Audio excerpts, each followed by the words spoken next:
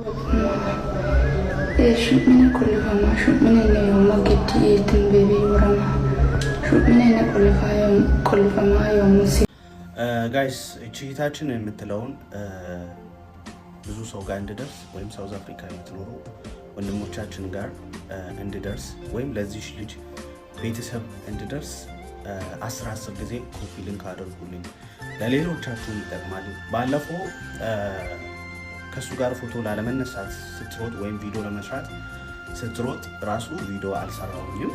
አሁን ደግሞ የምትለው ነገር ስላሳዘነኝ ነው። ምክንያቱም የኔ እህት ብትሆን ብዬ አሰብኩኝ። ለዚህ ልጅ ቤተሰብ የለም ላወጣው ወጪ ብላችሁ እቺን ልጅ የማትፈልገውን ህይወት እንድትኖር እያደረጋችሁ ነው። ለምን አሁን ራሱ ሽንት ቤት ተደብቄ ነው ያለሁት ድረሱልኝ እያለች ነው። ወንድሜ አንተም ብዙ ሴቶች በሞላበት ሀገር ላይ እቺን ህፃን ልጅ ወዳት ሊሆን ይችላል ላይ ነው አውቃለሁ። ግን እሷ ሳትወድ በግድ የምትኖረው ህይወት ምን ያህል ደስተኛ ሊያደርግህ ይችላል? ስለዚህ ይሄ ነገር ድሮ የቀረ ነገር ስለሆነ አንተም ትተሃት ያወጣ ወጪ ካለ ቤተሰብ ጠይቀህ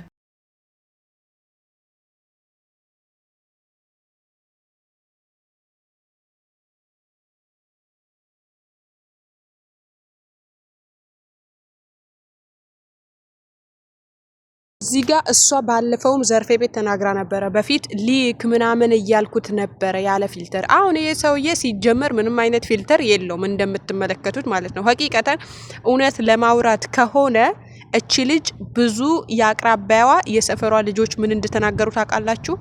እሱን ለመሸወድ ነበር አሉ አላማዋ ማለት ነው። እሱ ባለ ሀብት ነው አሉ ደቡብ አፍሪካ ላይ ማለት ነው። ደቡብ አፍሪካ ላይ ባለ ሀብት ነው። መጀመሪያ 4 ዓመት ስታወራው ቆይታለች አሉ። 4 ዓመት ስታወራው ቆይታለች። ከዛ በኋላ ደቡብ አፍሪካ ይሄ ሰውዬ ባለ ሀብት ነው፣ በጣም ብዙ ሀብት ያለው የራሱ ሱቅ ያለው በሰራተኛ የሚያሰራ ሰው ነው አሉና የሆነ ደግሞ እሷ የወደደችው ወጠጤ ነገር ነው። እንደውም ቲክቶክ ላይ ሲያለቅስ አይታችሁት ሊሆን ይችላል። ወጠጤ ነገር ነው። ሬስቶራንት ነው የሚሰራው አሉ ደቡብ አፍሪካ ላይ።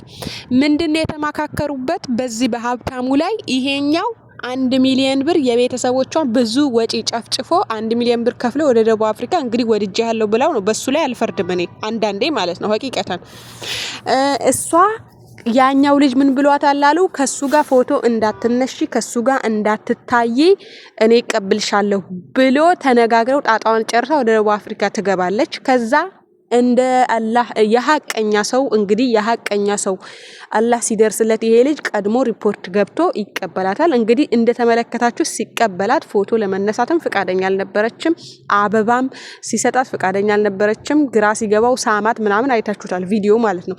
የአቅራቢያ ሰዎችም ያሉት እንደዚህ ነው። እሷ እንደዚህ ፋውል ሰርታ ይሄ ሬስቶራንት የሚሰራው ወጠጤ ጋር ልትሄድ ነበር አሉ። አሁን ግን እሷ ምን እያስወራች ነው? ቲክታክ ላይ ቪዲዮ ሰርታ በግድ አስቀምጦኛል፣ በር ቆልፎብኛል፣ ሽንት ቤት ሆኜ ነው ይሄን ቪዲዮ መሰራው።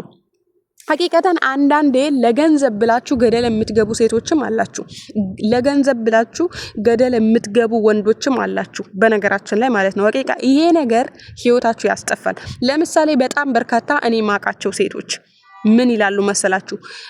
መጀመሪያ በፍቅር አለ እዚህ ጋር እግሯ ያበጣ አንድ ሴት አረብ ሀገር እየለፋች እየደከማት ሌላ ወንድ እወድሻለሁ አፈቅርሻለሁ ምናምን ሲላት ከርሞ ብሯ ጥብ አድርጎ ተቀብሏት የራሱ ህይወት የሚኖር መስሎ ከታየው ተሳስቷል። በጣም በርካታ ሰው ምንድነው አስገድለዋለሁ ነው የሚሉት። ወላሂ እውነቴን ነው የምላችሁ፣ አስገድለዋለሁ በህይወት ኖሮ የኔን ብር የኔን ላብ አይበላም ከሌላ ሴት ጋር ነው የሚሉት። በዛ አጋጣሚ ምን ለማለት ፈልጌ ነው፣ ሴቶችም ወንዶችም ብትሆኑ በጣም ጥንቃቄ ልታደርጉ ይገባል። ምክንያቱም የሆነ ሰው ፊዚካሊክ ነገ አብራችሁ የምትተኙት ሰው፣ ነገ አብራችሁት የምትኖሩ ሰው፣ ነገ አብራችሁት ትንፋሻችሁ ለትንፋሹ የሚገናኝ ሰው መጀመሪያ ማጣራት እና እወደዋለሁ ወይ ይሄ ሰው ይመጥነኛል ወይ ብላችሁ ቀረቡ። ለገንዘብ ብላችሁ በነገራችሁ ላይ እቺ ልጅ ሀቂቀተን እድለኛ ነበረች። ይሄ ሰውዬ ብትወደው በግድ ተቀመጪ ምናምን ሳትወጂው ለገንዘቡ ብለሽ ለእድሜው ብለሽ ተቀመጪ አይደለም። ካልወደደችው አልወደደችውም፣ ግን እድለኛ ነበረች። ለምን እቺ ለራሷ ብዙም አላደገች ሌላ ከእድሜዋ እውነት ለመናገር ከ20ዎቹ አይበልጥም። ስትታይ ፊዚካሊ ከራሱ ማለት ነው። እንደዚህ 35 ሰውየው ከ35 አይበልጥም እድሜው 40 እንኳን ቢሞላው እድለኛ ናት። እንደ ልጅ ነው ተንከባክቦ የሚያኖራት ማለት ነው። ብዙዎቻችን ግን እኛ ሴቶች ስንባል ወጠጤ እንወዳለን። ራሳችን የምንወደው ነው። እኔ እንደ አሁን አስተሳሰቤ ከሆነ ወጠጤ ወንድ አትከተሉ፣ የምትወዱትን አትከተሉ፣ የሚወዳችሁን ተከተሉ ነው። ወላይ ሴት ልጅ ማለት ነው መጀመሪያ ላይ ባትወድም ትዳር ላይ የሚመቻት ትሪት የሚያደርጋት ወንድ ምንም ቢሆን ትወዳለች፣ ትቀበለዋለች። ግን ዛሬ ላይ ለምሳሌ ወጠጤ ዛሬ የኔ ውድ የኔ ፍቅር ምናምን ስለተባላችሁ ብቻ ራሱ አግብታችሁ ነገ ግን ኑሮ ካልተመቻት ሴት ልጅ ትበሳቆላለች። ስትበሳቆል የወለደችው ልጅ ማሳደግ ሲያቅታት ትጠላዋለች እስከ መፈጠሩ ማለት ነው።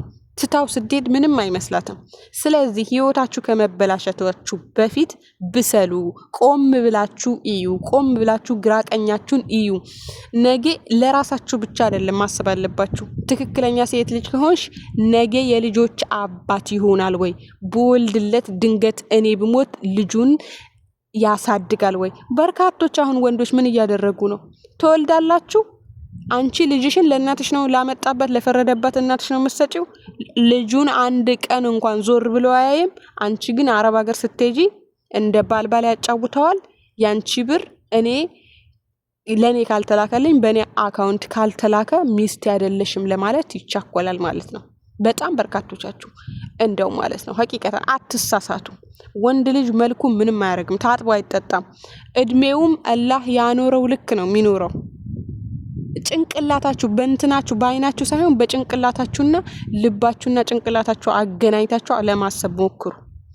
አንዳንድ ቤተሰብ አይደለም ሲጀመር አሁን የዚች ልጅ አባቷ ነው ምናምን የሚባል ወሬ አይደለም። ግን አይደለም ብር ስላለው እዛ ኢትዮጵያ ስትኖር እንደፈለገች ፋሽን ስትከተል በሱ ብር ስትበላ ስትጠጣ ኖራ፣ ዛሬ ግን ደቡብ አፍሪካ ስትመጣ ፋውል ልትሰራ ነበረ፣ ተያያዘች።